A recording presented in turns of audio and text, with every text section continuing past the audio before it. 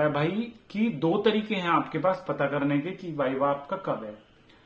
सबसे पहली चीज तो है कि वाइवा का पता चलेगा, यूनिवर्सिटी अपनी वेबसाइट पे डेट डालेगी कि भाई इतनी तारीख को इस क्लास का, इस सेमेस्टर का या ईयर का वाइवा है।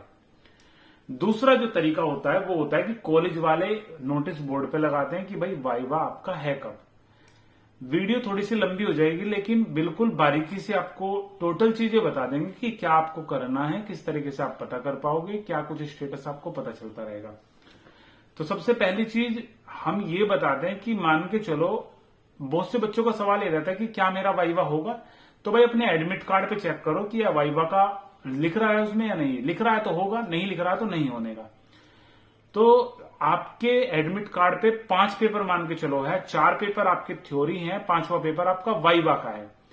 तो वाइवा के लिए आपको जो 4 पेपर होंगे ना, उनके बीच में ही किसी दिन आपको बता दिया जाएगा, मतलब 3 पेपर मान के चलो हो गए, चौथे पेपर के बाद ये आपको बता दिया जाएगा कि भाई नोटिस बोर्ड देख लेना, उस पर वाइवा की डेट पता चल जाएगी, वाइवा का नोटिस लगा हुआ है, उस दिन आपको वाइवा में आना है। या फिर आप एक ग्रुप में कनेक्ट हो जाओ और हम आपको बता देंगे कि भाई कब आपको वाइवा में आना है, या हम उससे कांटेक्ट करके पूछते रहना। कुल मिला के कॉलेज वाले बता देंगे कि वाइवा कब है।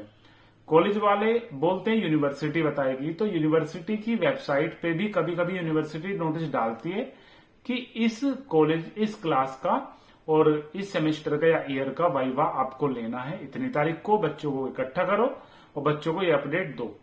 तो दोनों चीज हो गई। पहली चीज ये कि कॉलेज अरेंज कराएगा, दूसरी चीज ये कि यूनिवर्सिटी बताएगी। इनमें से कोई भी कुछ भी कर सकता है, मतलब यूनिवर्सिटी ने अगर ऑर्डर दे दिया तो यूनिवर्सिटी करेगी, नहीं तो यूनिवर्सिटी एक नोटिस देगी कॉलेज को कि भाई अपना वाइवा कराओ और जो नंबर वगैरह है वो चढ़ा दो।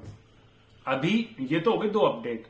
यूनिवर्सिटी की वेबसाइट, एक तो कॉलेज वाला तो कॉलेज में ही पता चलेगा आपको, एक समय अंतराल के बाद हर सप्ताह या फिर हर दूसरे तीसरे दिन कॉलेज में कांटेक्ट करोगे, कैसे भी ग्रुप है तो ग्रुप में रहो या फिर कॉलेज में विजिट करने जाओ, ठीक है, ऐसे पता चलेगा, या बाकी के बच्चों के टच में रहो। तो एक तो तरीका ये हुआ।